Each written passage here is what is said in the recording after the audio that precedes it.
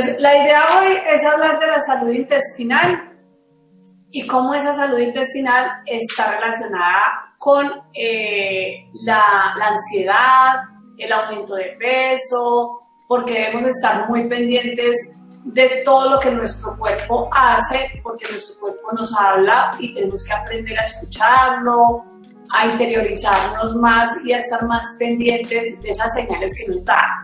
Cualquier cosa que uno tenga, un dolor de cabeza, una irritación, una conjuntivitis, bueno, cualquier dolor, una punzada, un tic nervioso, todo tiene alguna causa. Entonces muchas veces es muy importante no simplemente que me duele la cabeza y me tome $1, pero si es muy repetitivo porque me duele tanto la cabeza, ir evaluando más a fondo qué puede estar pasando en nuestro cuerpo, porque ningún dolor debe ser como normal, como muchas veces uno puede normalizar algún síntoma que tenemos. Entonces, hoy vamos a hablar acerca de la salud intestinal y cómo se relaciona con la pérdida de peso o con el aumento de peso o con la inflamación también e incluso con el sistema inmune. Entonces, primero, pues, aquí como a grandes rasgos, ¿cómo es el sistema digestivo? Básicamente, nuestro sistema digestivo es para nutrirnos y para defendernos. Es una de las primeras barreras que tenemos contra patógenos que pueden entrar a nuestro cuerpo. Básicamente va desde la boca hasta el ano y durante todo ese proceso ocurren muchas actividades que si no se llevan a cabo adecuadamente, una va afectando a la otra. O sea que desde la boca debemos empezar a estar pendientes de lo que hacemos para lo que sigue ocurriendo sea sano. Entonces es muy importante que seamos muy conscientes de la importancia de cada parte de nuestro cuerpo. O sea, nuestro sistema digestivo no solamente es el estómago para las que les da gastritis o no solamente es el colon para las que les da estreñimiento, no. Ese estreñimiento, esa gastritis puede empezar desde la boca. Entonces vamos a ver la función de cada parte del cuerpo y qué debemos hacer para que se lleve adecuadamente esa función. Entonces básicamente el aparato digestivo es para nutrirnos y para defendernos, ¿cierto? Bueno. Entonces vamos a empezar con la boca. La boca es el lugar donde empieza la magia. A través de la boca es que le damos a nuestro cuerpo todo lo que él necesita para mantenerse vivo. Digamos el oxígeno a través de la nariz, pero a través de la boca el alimento, el agua, todo lo que nuestro cuerpo, los nutrientes, todo lo que él necesita para mantenerse vivo. O sea que ahí empieza la magia. En la boca es muy importante cómo empezamos a comer, incluso desde la postura. En las que están haciendo el curso, en el curso está cuál es la postura adecuada, sentadas, con la cabeza recta, no agachadas, no jorobadas, no paradas, ¿cierto? En una actitud que sea sana. En la boca empieza la digestión de los alimentos. Básicamente empiezan los almidones y las grasas. Las proteínas todavía no se empiezan a digerir en la boca. La amilasa salival es la encargada de producir las enzimas que van predigiriendo almidones y grasas. Por eso, digamos, en un bebé, en un niño, si ellos se comen el pan y lo deshacen y lo deshacen y lo deshacen y al final, yo creo que a ustedes no les pasa porque uno no ve el pan, medio se lo mastica y se lo traga, pero si un pan lo mastica, lo mastica y lo mastica, van a ver que al final sale dulce. ¿Por qué? Porque los almidones de ese pan, gracias a la amilasa, se van convirtiendo ya en azúcar, que es el último producto de la digestión de los almidones. Entonces, es muy importante tener esa boca sana. Básicamente, la boca que se hace es triturar los alimentos, se permite saborearlos, pero muchas veces no nos permitimos saborearlos porque ese saborear el alimento genera en nuestro cerebro un mecanismo de recompensa que hace que nos genere satisfacción ese alimento, masticarlo muy bien, que sea consciente de lo que estamos haciendo, no comer y tragar. ¿Por qué debemos masticar más o menos, como dice acá, 20 o 30 veces cada bocado? Acá está 20 o 30 veces cada bocado, imagínense, 1, 2, 3, ser conscientes de cuántas veces masticamos, porque el alimento debe llegar al estómago en forma de masa, no en troncos de comida. En forma de masa, ya para el estómago es más fácil terminar el proceso digestivo. Entonces, es muy importante eso. Además, cuando empezamos a comer y cuando empezamos a masticar, desde que empezamos a comer y esa primera molécula de glucosa va a la sangre y llega al cerebro a estimular el centro de la saciedad, ese proceso se demora aproximadamente 15-20 minutos. Entonces, si en 15-20 minutos yo me como mi comida, quedo satisfecha. Pero si yo como, pues ya estoy preparando el próximo bocado, voy a terminarme un desayuno o un almuerzo en 5 o 10 minutos, todavía no estoy satisfecha, entonces sigo comiendo, porque todavía no se ha estimulado el centro de la saciedad. Entonces, ¿qué pasa? Muchas veces cuando comemos tan rápido, no masticamos bien. Primero, es más trabajo para el estómago, y ahorita vamos a ver por qué. Y segundo, todavía no se nos estimula el centro de la saciedad, entonces vamos a primero buscar quedar llenas, o sea, que el estómago nos quede lleno de comida para ya quedar como satisfechos, ¿cierto? Es una satisfacción, pero no es la satisfacción en el cerebro, sino la satisfacción porque ya quedé enferma, porque ya no me cabe más, pero porque comí muy rápido. Entonces es muy importante que sean conscientes de por qué debemos comer despacio, que no es un cliché, que no es que siempre han dicho que hay que comer despacio, sino que eso tiene su razón de ser.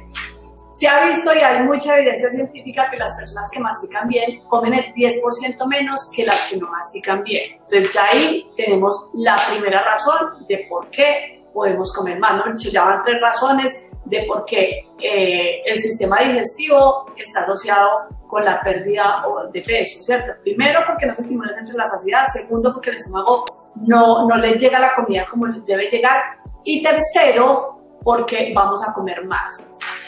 Cuando uno empieza a masticar los alimentos, empieza todo un proceso en el cuerpo de mensajes de ya empezó a comer, entonces empiecen a preparar pues el hígado, mande pues la bilis con todas las sales biliares y con las enzimas y la vesícula mande pues el chorro para que empiece todo ese proceso digestivo. Eso mientras uno no está comiendo, eso no sucede. Cuando uno empieza a comer, empieza todo ese proceso y la masticación es a través de la cual se empiezan esas señales. Como les dije, la comida se convierte en un bolo que debe ser una pasta y en la boca hay más de 700 especies de bacterias, que ahorita vamos a ver por qué, eso es un dato importante. Luego tenemos ya el esófago. Entonces una vez lo masticamos, la comida, como ven esta masita verde, así debe quedar en forma de masa, va bajando al estómago. El esófago se mantiene como contraído y cuando uno traga, él va empujando esa masita hacia el estómago y básicamente la función del esófago es unir la boca con el estómago, permite que llegue ese bolo al estómago, evita que llegue ácido a la boca y solamente se va abriendo para permitir el paso de esa masa de alimento, de ese bolo alimenticio. ¿Qué pasa cuando hay un reflujo gastroesofágico? Que el cardias, que es la parte que une, aquí ya lo vamos a ver, que une acá, el cardias es como una valvulita, ¿cierto? Que es la que une el esófago con el estómago, se relaja por falta de acidez. La acidez en el estómago es súper importante. Ese cuento de que yo tengo que alcalinizar el cuerpo y tomar bicarbonato y yo no sé qué cosas, no se debe hacer, porque el estómago tiene que estar ácido. Si no está ácido, entonces precisamente cuando hay acidez, ese cardia se contrae y no deja que se devuelva lo que está en el estómago al esófago. Pero si no está ácido, pues ese cardia se relaja porque pues como que siente que no hay peligro y se va devolviendo la comida, los líquidos del estómago hacia el esófago. Entonces muchas veces por falta de acidez en el estómago ocurre el reflujo gastroesofágico o por malos hábitos alimenticios, ¿cierto? Porque se acuestan muy rápido después de comer, entonces también eso hace que no se cierre bien o que se devuelva un poquito la comida o porque quedan muy llenos. O sea, ahorita vamos a ver cuánto es la capacidad gástrica normal y entonces a las malas y a la fuerza se devuelve también parte de ese contenido gástrico al esófago. Entonces esto ocurre. Si hay un reflujo gastroesofágico que se relaja ese esfínter esofágico inferior, ¿qué debemos evitar? El alcohol, el café, el té, la cocoa, porque son bebidas que van a quemar más esa mucosa del esófago que no está hecha para soportar tanta acidez como la mucosa del estómago. Las mentas, la cebolla, el ajo, los cítricos, los ácidos, ¿qué más? Tomate, las grasas, tanto las buenas como las malas. No que yo tengo reflujo, pero el aguacate como es grasa buena, no me va, no, grasa es grasa, igual es irritante. El picante, los lácteos y los fritos. ¿Con qué va a mejorar ese reflujo gastroesofágico? Con agüita de manzanilla, de regaliz, con papaya e incluso con la papa, porque son alimentos que le ayudan a esa mucosa del esófago. Entonces, bueno, ya miramos el reflujo, vamos ahora con el estómago. Entonces, el estómago ya es un ensanchamiento del tubo digestivo y es la caldera ácida del cuerpo. Digamos que la sangre no debe estar ácida, pero la sangre se acidifica por cosas que comemos, pero digamos si tomamos bicarbonato, ese no va a ir a la sangre a alcalinizarnos la sangre como se cree, ¿cierto? Hay otras cosas que acidifican la sangre, que son por ejemplo la cafeína, digamos los alimentos que contienen muchos aditivos, muchos preservativos, y también cuando hay problemas en el intestino se nos puede acidificar la sangre. Entonces, esta caldera ácida debe tener un pH entre 1 y 2. Si sube ese pH, ¿qué pasa? Lo mismo que nos pasaba con el esfínter entre el esófago y el estómago, le pasa al estómago. Si el estómago no tiene suficiente acidez, no produce moco, porque como que no ve el peligro de que no hay tanto ácido, entonces yo para qué produzco moco si no tengo que proteger mi estómago, ¿cierto? La mucosa gástrica es un moco que el mismo estómago produce, que se produce para proteger ese tejido del estómago de la acidez que tiene. Si la acidez es bajita, pues no se produce esa mucosa. Y ahí es más fácil que empecemos a sufrir de gastritis, porque esa mucosa está deteriorada. Entonces, básicamente, es un ensanchamiento del tubo digestivo que contiene ácido y enzimas para extraer los nutrientes, va almacenando ahí ya el bolo alimenticio que llegó mientras va para el intestino, y ese ácido del estómago también es muy importante porque cuando uno come bacterias o come cosas contaminadas, ese ácido también las mata, porque pues pocas cosas sobreviven a ese ácido de 1 y 2. Entonces las mata y evita que sigan pasando a los intestinos esos patógenos que podemos consumir. La capacidad gástrica normal, esa bolsita, ese ensanchamiento del tubo digestivo, porque es un tubo, el aparato digestivo es un tubo, menos el estómago que ahí se ensancha.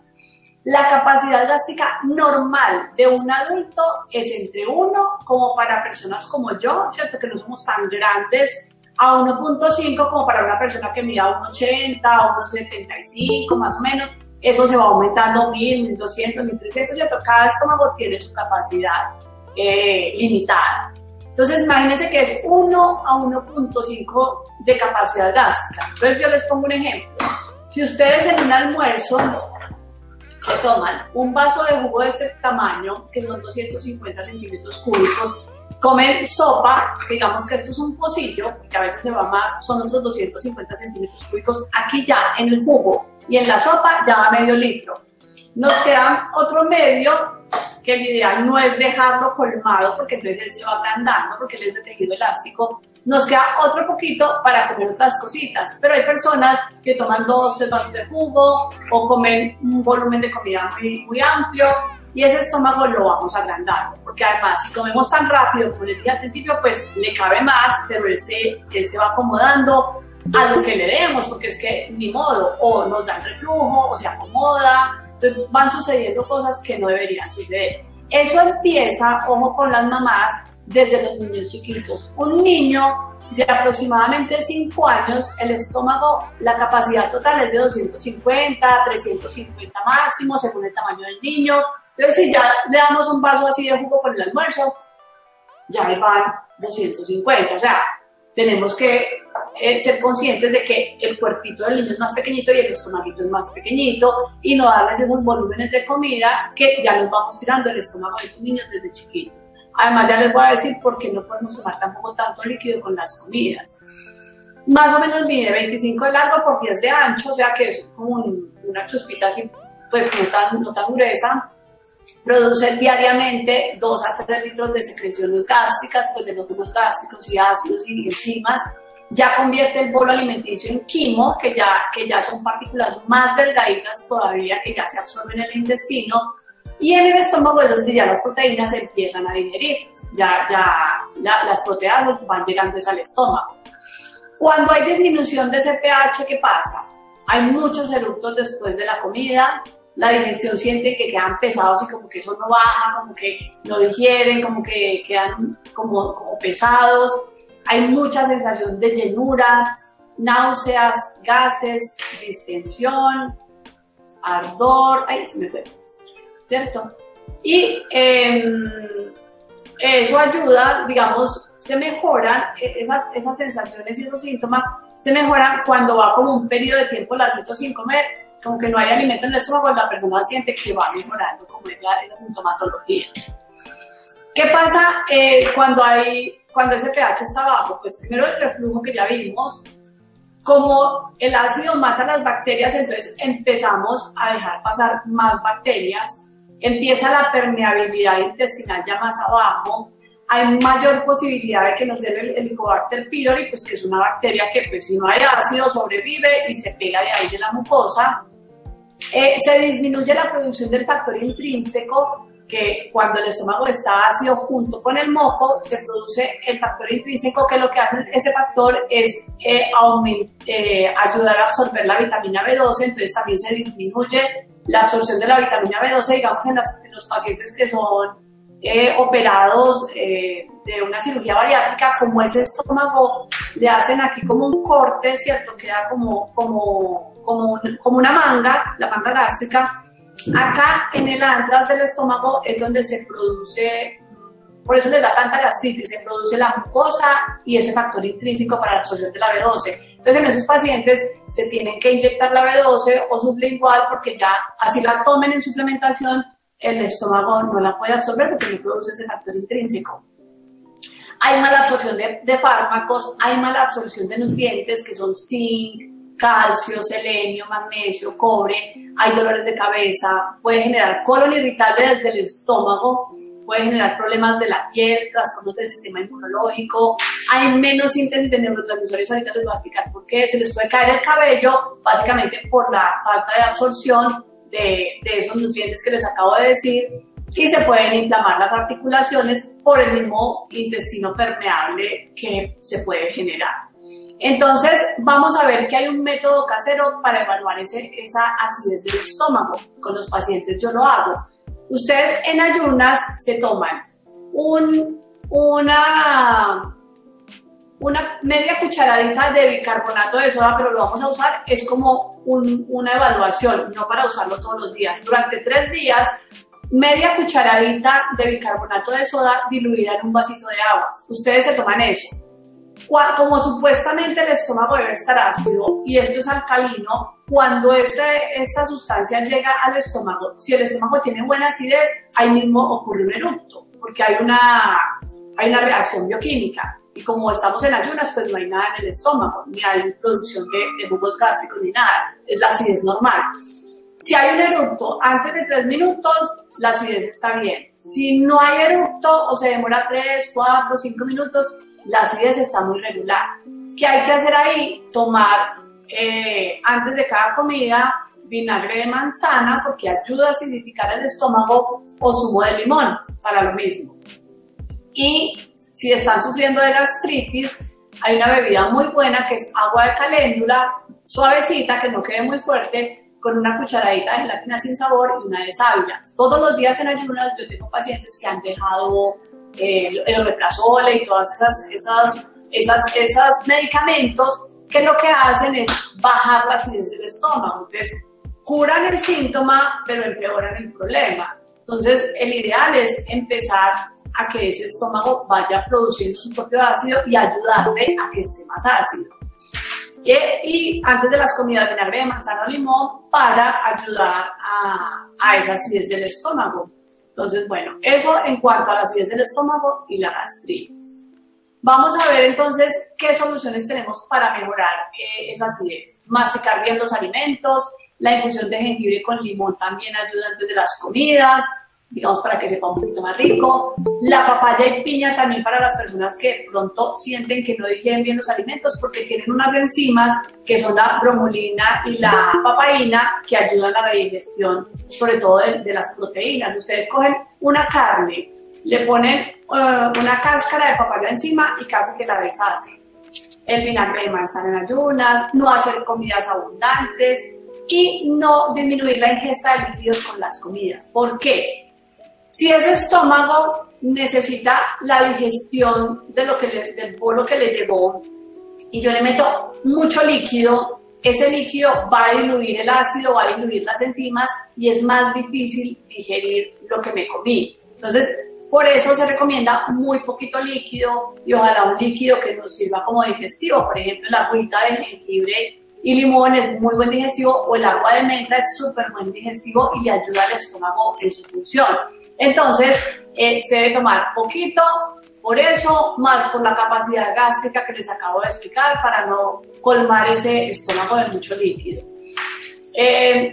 Ayudarnos con la ingesta de probióticos y prebióticos, que lo vamos a ver más adelante, no consumir azúcares, edulcorantes ni grasas malas, no tomar gaseosas, dejar descansar el sistema digestivo.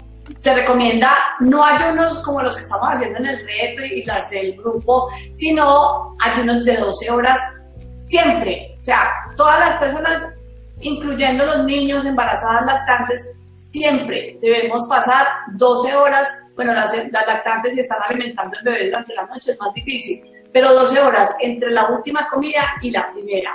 Ese tiempo le ayuda al intestino a terminar su proceso, terminar la absorción, alcanzar a sanarse, a regenerarse y estar listo para el otro día empezar.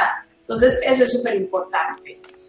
Cuando también evaluamos si tenemos baja producción de enzimas digestivas, cuando en la materia fecal hay alimentos sin digerir, salen partículas grandes de comida. Entonces ahí ya sabemos que estamos bajitos de enzimas digestivas.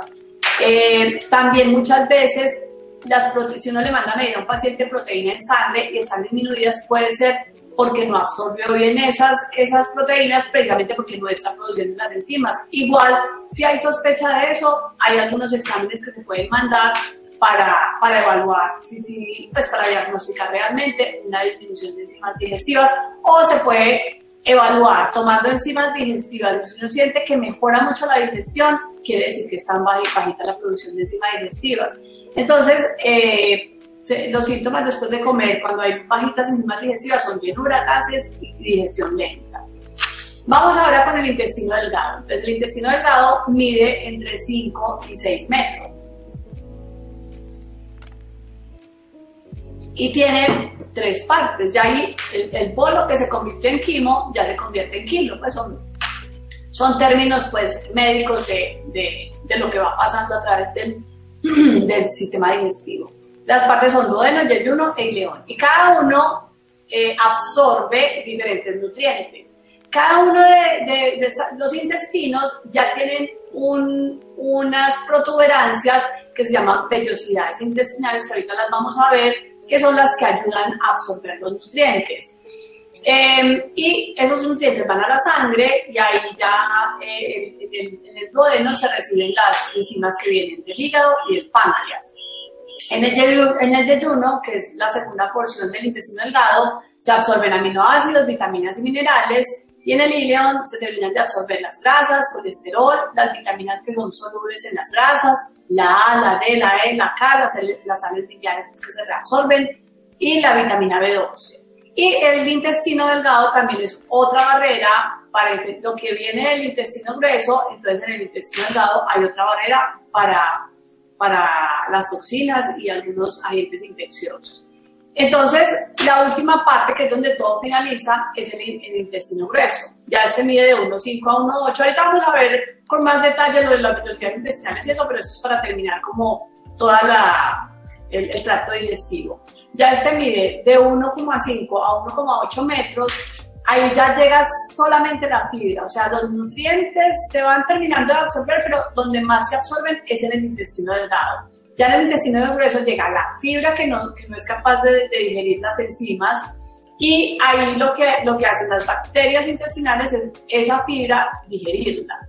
Esa fibra es alimento para esos microorganismos. Por eso la fibra es tan importante para mantener una microbiota sana, porque esos microbios buenos o los probióticos se alimentan de esa fibra. Entonces, en una dieta que no comemos nada de fibra, en una alimentación sin nada de fibra, esos animalitos no tienen con qué alimentarse, se van muriendo y entonces eso va generando ciertos problemas que ya vamos a ver. Esos mismos microbios, al alimentarse de esa fibra, generan un alimento o unos se llaman ácidos grasos de cadena corta, que son alimento para el mismo intestino. Entonces es una relación simbiótica donde ellos se alimentan de nosotros, pero nos dan unas cosas que nos favorecen esa salud intestinal. Si no llega esa fibra, ellos nos alimentan y no nos pueden dar esas sustancias, que ya vamos a ver cuáles son, para que mi intestino esté sano. En ese intestino grueso, la comida puede estar entre 6 a 72 horas. O sea que hay personas que tienen un hábito intestinal de día de por medio, no alcanza a hacer un estreñimiento desde que no sea con dolor, desde que no sea una materia fecal, como en bolitas, como difícil. Si es normal, es un hábito intestinal sano. Y ese intestino grueso tiene muchas más bacterias que el intestino delgado. Entonces, lo que les decía, el cuerpo nos habla, entonces vamos a mirar la materia fecal, cómo debe estar, ¿cierto? Esa materia fecal, según la escala de Bristol, entonces debe estar, aquí están, tipo 1, tipo 2, aquí está cada una descrita, debemos estar entre estas dos, tipo 3 y tipo 4 es lo normal. Entonces ustedes de ahora en adelante, tápense la nariz y miren qué fue lo que hicieron, porque ahí vamos a evaluar cómo está nuestra materia fecal. Estas dos de aquí es como estreñimiento, que es falta de bacterias, y estas dos aquí es como ya una semidiarrea que tampoco debería ocurrir. El color también nos habla. Si es café, esa debe ser, todo está bien, digamos, es lo normal del color de la materia fecal. Si es verde, la comida pasó muy rápido y entonces, o si has comido mucha fibra, te puede salir verde. Si es amarilla, es porque consumiste mucha grasa o la grasa no se está digiriendo bien. Por ejemplo, esto es muy frecuente en los pacientes que les hacen cirugía de vesícula porque no digieren bien las grasas. Negra, puede haber una hemorragia interna por una úlcera, por un cáncer, o cuando uno come mucho hierro, o cuando come morcilla, o cuando incluso cuando uno toma vino, puede salir más o menos de este color. Cuando es clarita como blancuzca, puede ser que el coledoco esté obstruido, o hay algunos medicamentos que pueden también generar este color. Y roja, puede haber síntoma de cáncer o un sangrado interno, entonces hay que tener cuidado. Entonces hay que seguir mirando. La ventaja es que no hay que olerla por ahora. Pero, bueno, sí, ahorita les voy a decir que hay que olerla, ya les voy a contar por qué. Bueno, vamos a ver entonces ahora sí la microbiota intestinal, que es, bueno, cada parte es importante, pero esto sí es lo más importante y ahorita está muy en auge la microbiota intestinal con todo lo del COVID, con la función inmune, con la función neurológica. Bueno, básicamente la microbiota intestinal es la comunidad de microorganismos vivos residentes en el tubo digestivo. Aproximadamente 1 o 2 kilos pesa todos esos bichitos que tenemos. Entonces, la que tenga 2 kilos de más le puede echar la culpa a esos bichitos. Previenen la colonización de microorganismos patógenos, porque siempre va a haber buenos y malos en el tubo digestivo, pero si los buenos son más y están mejor alimentados y más fuertes, van a luchar por los nuevos que llegan. Ellos ya están aquí estacionados, llegan nuevos malos, ellos luchan por comida y por espacio y entonces los desechan y segregan sustancias microbianas para contrarrestarlos. Estos bichitos buenos ayudan a digerir y absorber los nutrientes, ayudan a producir vitaminas D y K, que la vitamina K es súper importante, digamos, para evitar la osteoporosis, para que el calcio no se fije en las arterias, sino que se fije en los huesos. Y estos bichitos intervienen en la maduración del sistema inmunitario intestinal. Resulta que esos bichitos en la boca y el esófago hay muchísimos. Yo voy a correr esto, que esto no me deja ver acá. Esos bichitos en la boca y en el esófago hay muchos. hay centenares, en el estómago hay miles, en el intestino delgado hay miles de millones, pero en el colon hay billones. Hay billones, entre 30 y 38 billones de estos bichitos. Y ellos fabrican más del 80% de los neurotransmisores del cerebro, de la serotonina y de la dopamina, que juegan un papel muy importante en el estado de ánimo. Más adelantico les voy a hablar mucho más de esa serotonina y de esa dopamina. También producen, que esto es lo que yo les digo, ellos se alimentan, cuando se alimentan producen ácidos grasos de cadena corta que se llaman propionato, acetato y butirato, que genera el 10% de la energía para el colon. ¿Qué pasa? Que cuando esos bichitos no se alimentan de fibra, no producen esto y al colon no le llega esa energía, y eso el colon ahí mismo nos manda un mensaje: necesito energía para estar sano, para hacer todas mis funciones, y eso genera ansiedad. Si no tienes buena flora, eso genera ansiedad, porque esa producción de alimento para ese intestino nos da saciedad. O sea, el intestino está tranquilo porque no necesita nada, porque los bichitos le están dando esos ácidos grasos de cadena corta. Pero si ellos no los producen, ellos no necesitan, por ejemplo, aguacate, ellos no necesitan una dona, ¿cierto? No es energía de ciertos alimentos, sino que ellos necesitan ácidos grasos de cadena corta. Los enterocitos, que son las células del intestino, se alimentan o viven, necesitan para subsistir ácidos grasos de cadena corta. Esos están en algunas grasas, digamos el aceite de coco puede tener, por eso es tan importante esa grasita de coco para la salud intestinal y para supuestamente bajar de peso, pero pues es mucho, igual son calorías extras, pero es mejor que los bichitos con la fibra me produzcan esos ácidos grasos de cadena corta para que mi intestino esté tranquilo, esté alimentado y pueda hacer sus funciones. ¿Qué alimentos hay buenos para aumentar esa producción de butirato? Que no es que los alimentos me aporten butirato, sino que los alimentos me alimentan mis bichitos y mis bichitos me dan ese butirato. Son ajo, cebolla, puerro, espárragos, que tienen mucha inulina, alcachofa, que estábamos hablando ayer de la alcachofa, yo ayer no alcancé a ver mucho, plátano, centeno, legumbres, el ghee. Por eso todo esto tiene tan buena fama. El queso curado y el diente de león, todo esto es alimento para esos bichitos. Ahora, si hay un exceso de proteína animal y baja ingesta de vegetales en la dieta, ahí sí tenemos que leer, pero ya no aquello, sino lo otro. Hay unos gases que huelen a huevo podrido. Si ustedes o su esposo o sus hijos tienen gases que huelen a huevo podrido, es porque están consumiendo demasiada proteína animal y hay más aumento de bacterias proteolíticas, que son las que terminan de digerir esas proteínas, se produce amoníaco, sulfitos, fenoles, índoles, y eso genera ese olor. Entonces, si eso ocurre, hay que bajar la ingesta de proteína animal, porque no es bueno, porque estas bacterias proteolíticas deben estar en cierta medida en el cuerpo. Como cuando, digamos, uno no consume mucha fibra y quiere como mejorar esa salud intestinal, hay que ir introduciendo los vegetales poco a poco para ir adaptando esa microbiota, porque como mis bichitos ya no están alimentándose de esa fibra, si yo como mucha fibra pero no tengo suficientes bichitos, pues eso me va a generar distensión, fermentación, y eso se va a ir acumulando y me va a dar síntomas que yo digo, no, es que yo no tolero la fibra, porque es que a mí la fibra me cae mal, porque a mí me empiezo, digamos, muchas veces en los retos eso pasa, que se empiezan a sentir malucas del estómago, y es porque venían comiendo mucha fibra, y como en el reto comemos tanta fibra, eso ayuda, eso genera como ese choque de que llegó mucho y no hay quien la procese, entonces cae mal. Pero con el tiempo, entonces los bichitos empiezan a crecer y a reproducirse y van mejorando todos esos síntomas.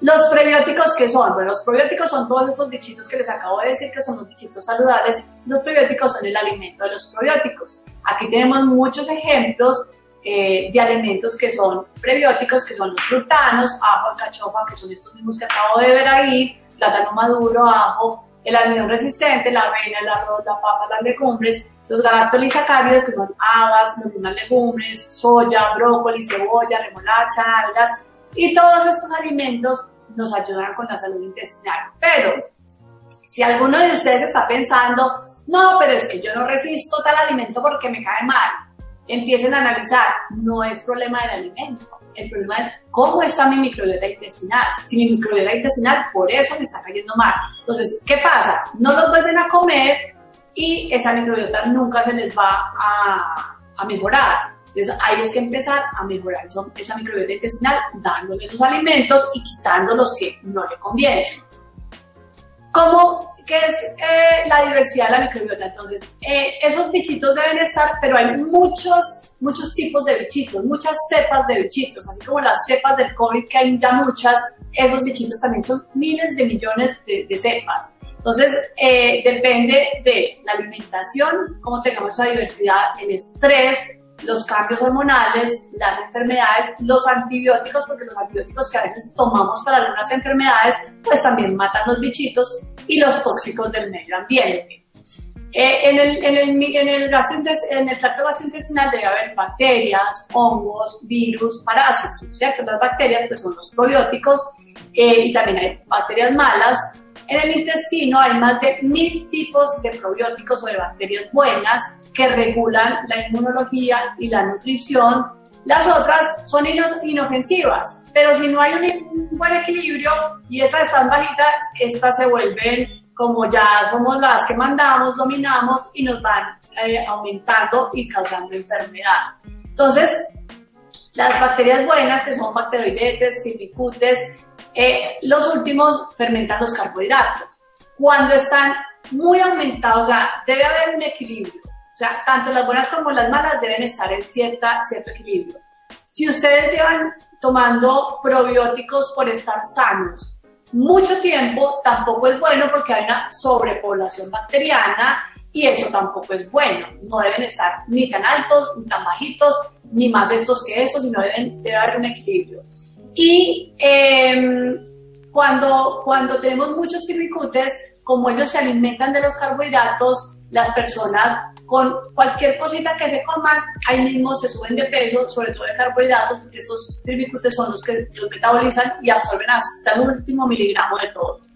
Entonces, según la calidad de la alimentación y la variedad, por eso es tan importante variar todo lo que yo me como, porque son diferentes alimentos para los probióticos, va a depender de la calidad de la microbiota y puede generar obesidad. Esa diversidad, ¿cómo la vamos a equilibrar? Que es lo que les acabo de explicar. Primero, con alimentos ricos en quercetina, trigo sarraceno, manzana, ajo, cebolla, espárragos. Pero entonces, no todos los días espárragos, no todos los días cebolla, la vamos alternando con los otros que tienen polifenoles, arándanos, frambuesa, cacao, frutos secos, también con proteínas de buena calidad, no abusar de los carbohidratos porque entonces me va generando más firmicutes, porque entre más carbohidratos como yo, pues más se me van creciendo esos.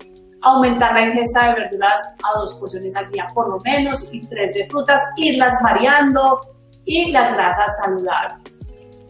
Y hay algunos alimentos que contienen probióticos, que yo creo que en este próximo reto los vamos a empezar a incluir, el próximo reto que empieza después de Semana Santa, que son el kéfir, el yogur, la kombucha, el chucrut, el kimchi y el miso. Estos alimentos contienen probióticos, entonces ahí vamos a lograr que se diversifique nuestra flora bacteriana. Entonces, cuando uno, por ejemplo, siente que necesita probióticos, o bueno, yo aquí con los pacientes que según síntomas y todo eso uno evaluando, no es bueno casarse con un solo probiótico. Hay que irlos variando porque esos probióticos medicados tienen diferentes cepas, entonces para que vayan recibiendo una y la otra. Entonces aquí están los alimentos que contienen probióticos. Acuérdense que los alimentos contienen prebióticos, pero estos contienen probióticos. Miren el kéfir que tiene entre 10 y 34 cepas bacterianas, pero ahora no, que yo me los conozco, se van a ir a tomar kéfir, desayuno, almuerzo y comida, 3, 4, porque es que esto tiene, no,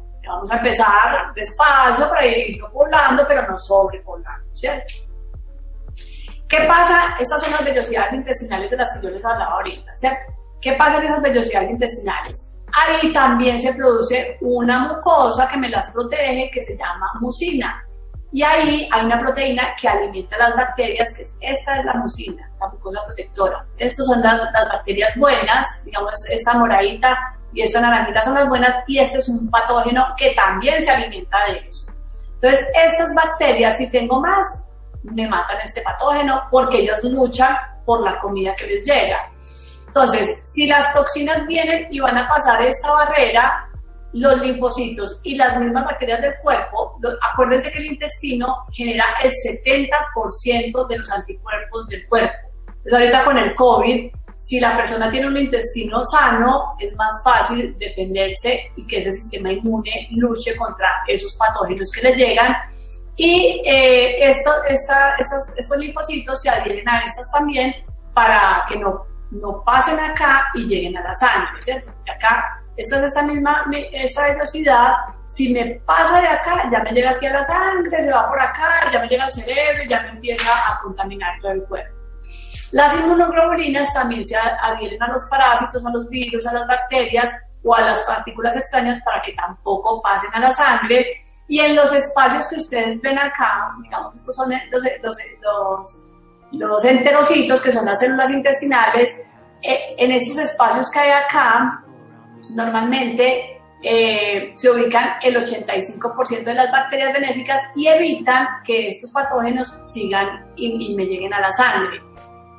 Cuando hay mala alimentación, entonces tanto los buenos como los malos pues tienen que tratar de sobrevivir, se me comen esta mucosa y se va volviendo este intestino permeable. Entonces ahí también, si la acidez es baja, otra vez es el estómago, por eso desde allá veníamos con la permeabilidad intestinal, no se me produce toda esta mucosa tanto del estómago como del intestino, y eso hace que sea más fácil el paso de todas estas bacterias malas, de alimentos sin digerir, de patógenos, de células infectadas, de gluten a la sangre y me enferme.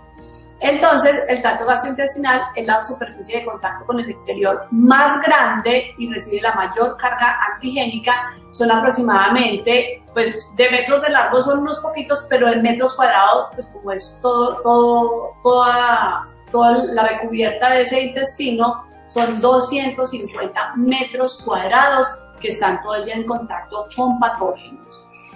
Vamos a ver esa disbiosis intestinal, que hay tres, porque no hay buenas probióticos o bacterias buenas, o porque hay un excesivo crecimiento de los malos, o porque no hay buena diversidad. Es la disbiosis intestinal, o sea, el intestino enfermo por todos esos microorganismos, puede ser por esos tres tipos. Puede ser debido a antibióticos, antiinflamatorios,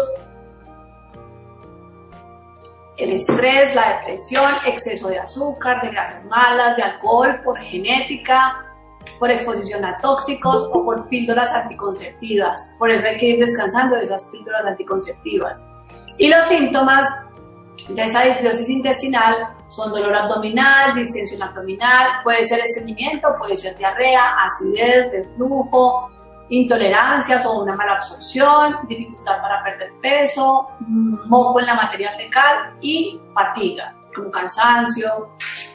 Entonces, en el intestino, vamos a ver el colon irritable, están las 75%, las 3/4 partes del sistema inmunológico, hay más neuronas que en el cerebro, por eso cuando uno le da nervios, le duele el estómago, le da diarrea, le da estreñimiento y está tan asociado con el colon irritable, con el estrés. Y cuando hay intolerancia, hay menos foco, hay mayor irritabilidad, cuando hay alguna intolerancia alimentaria. ¿Qué causa el colon irritable? Otra vez mala alimentación, la ansiedad, la depresión, somatizar las emociones, no expresarlas, la fibromialgia, la fatiga crónica, las personas mayores de 50 años, porque con los años esas vellosidades, por la acidez y por la vejez de las mismas células, se van aplanando. Patrón de deposición es variable, alergias alimentarias, hipersensibilidad a algunos alimentos. Los síntomas son dolores o molestias abdominales, alteración de la frecuencia y la consistencia de las deposiciones, distensión, gases, distensión abdominal, y empeora con el ciclo menstrual los síntomas del colon. Vamos a ver esa permeabilidad intestinal. Aquí está muy clarita. Estas son las uniones que están bien estrechitas en unos enterocitos sanos. Estas son las vellosidades. Aquí ya empieza a desbaratarse eso porque no hay buen moco, porque no hay buenas bacterias que me estén generando esos ácidos grasos de cadena corta y ese butirato, porque no tengo fibra, entonces se me empiezan como a deteriorar así las celulitas y empiezan a pasar fármacos, células, alimentos sin digerir, células infectadas. En cambio acá ya no pueden pasar, llegan a la sangre y pues nos empieza a generar enfermedades autoinmunes, alergias, inflamación sistémica. Bueno, ¿cuáles son los síntomas? Puede haber síntomas cutáneos, eczema, urticaria, puede haber migrañas, infecciones urinarias, vaginales, síndrome de fatiga crónica, distensión, diarrea, enfermedades autoinmunes, psoriasis, artritis, tiroiditis de Hashimoto, que las causa disminución de moco, alta ingesta de gluten, porque el gluten tiene algo, y es que el gluten estimula la sonulina. La sonulina es una proteína que tenemos en el intestino que permite que estas uniones se abran un poquito para que puedan entrar nutrientes, ¿cierto? Vitaminas, aminoácidos, glucosa, grasas monoinsaturadas para nutrir el cuerpo, pero en algunas personas con cierta predisposición, este gluten me sobreestimula la sonulina y esa sonulina me permite mucha apertura y me deja pasar todo eso. Entonces, por eso el gluten no es malo, porque para mí ningún alimento es malo, pero si yo me como demasiado gluten, porque es que a veces, ¿cuál es el problema? Me desayuno con 3 tajadas de pan, me almuerzo pastas y pan y me como una pizza o una hamburguesa con más pan. Entonces la cantidad de gluten ese día es mucho y ese día se me va a sobreestimular la sonulina. Y entonces, como es todos los días en esas, más donas, más esto, más cosas que tienen mucho gluten, pues me voy a ir enfermando. No de un día para otro, pero con el tiempo me voy a ir enfermando. Los aditivos también generan esa permeabilidad, el azúcar, cuando hay intolerancia a los lácteos también, y las reacciones propias del cuerpo, la predisposición genética. Entonces, el estreñimiento, ¿cuándo hay estreñimiento real? Entonces, cuando estos síntomas están por lo menos durante 3 meses. Mucho esfuerzo para evacuar, más del 25% de las veces. La materia fecal muy dura, sensación de evacuación incompleta más del 25% de las veces. Menos de 3 por semana. O sea que 3, 4 por semana, 5 es normal, como yo les decía. Y eventuales evacuaciones sueltas sin haber tomado ningún laxante. Eso es un estreñimiento. Pero a veces uno pasó un día para otro, ay no, estoy estreñida y me tomo un laxante, no hay necesidad. Hay que tomar más agua, comer más fibra y eso se va regulando solito, porque los laxantes, como son ácidos, como generan diarrea y la diarrea es ácida, me va dañando, me va matando bacterias buenas, me va dañando ese moco, me va aplanando las velocidades intestinales y esos laxantes con el tiempo me van dañando mi microbiota intestinal. Entonces no tomen un laxante simplemente porque de un día para otro lo hicieron. No, más bien aliméntense bien, tomen agüita, hagan ejercicio y regulen ese hábito intestinal con hábitos saludables. Las causas, el estrés, cambios de rutinas es súper frecuente, el embarazo, la menopausia, el sedentarismo. Entonces, miren, ¿qué es esto? Hábitos saludables, ¿cierto? Básicamente, hábitos saludables. La posición, muchas veces esta posición de 90 grados no nos ayuda, que esto hacen los japoneses, hay que poner un butaquito y inclinarse un poquito hacia adelante y es más fácil la salida de la materia fecal. Tratamiento, aumentar la ingesta de fibra, aumentar el agua, por lo menos, digamos para las personas que están estreñidas, para no laxarse, no tomar un laxante, un vasito de agua con una cucharadita de aceite de coco, de oliva o de linaza, ayuda mucho, tomarla por la noche para tratar de que todos los días el hábito intestinal sea a la misma hora. La actividad física, postura, disminuir el estrés, no dejar pasar el tiempo de ir al baño, porque uno va a salir a tranca porque tengo que salir a las carreras y ya en el día no tengo dónde hacer o me da pena o lo que sea, y eso es lo peor para el estreñimiento. Establecer el horario, eso es higiene intestinal, masajes abdominales que vayan de la derecha, sube, atraviesa, baja. Esos masajes ayudan mucho a los niños también.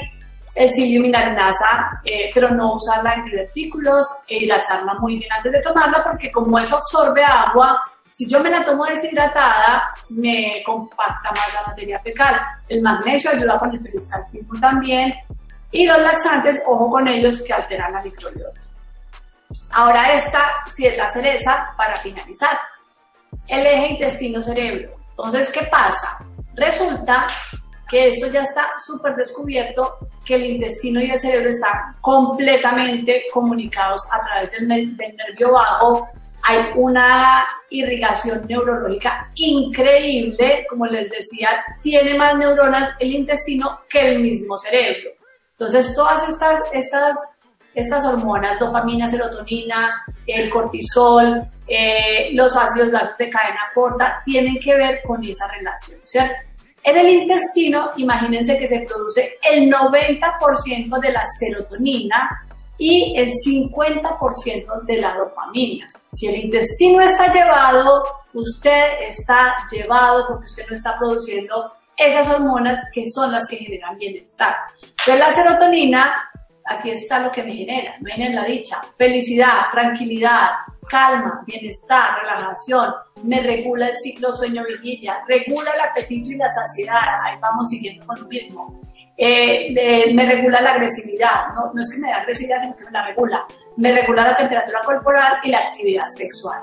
¿Qué pasa si hay un déficit de serotonina? Me puede haber estreñimiento porque me disminuye el peristaltismo, hay irritabilidad, impulsividad, dificultad para conciliar el sueño y ansiedad por dulce. ¿Y qué alimentos me ayudan a la serotonina? Dale otra vez los mismos: legumbres, kéfir, frutos rojos, el pavo, las nueces, semillas de ajonjolí, chía y aguacate. Pero la chía hidratada y nada en exceso. Ahora la dopamina es la que me genera alegría, aprendizaje, euforia y placer. Acuérdense que cuando hacemos ejercicio, el ejercicio nos ayuda a producir dopamina y después cuando va a hacer una, qué pereza, después de que hace ahí, que se está dicha, uno se siente feliz porque genera dopamina. El déficit de la dopamina genera ansiedad por dulce. Entonces ahí, si el intestino está mal y no estamos produciendo eso, ansioso, ansioso, ansioso, más ansioso. ¿Qué alimentos me ayudan con la dopamina? Frutos secos, semillas de ajonjolí, de girasol, calabaza, remolacha, banano, manzana. Miren que muchos de estos alimentos son los que usamos en el reto, pero en el próximo reto, después de Semana Santa, nos vamos a ir con todos esos alimentos probióticos. Bueno, entonces hasta acá ya vemos toda la relación que tiene nuestra salud intestinal con la ansiedad por dulce, con el estado de ánimo, con que esté bien nutrido ese intestino y no nos pida comida porque no está bien nutrido, con que regulemos todas esas actividades internas. Y cuéntenme pues qué preguntitas tienen. Chao.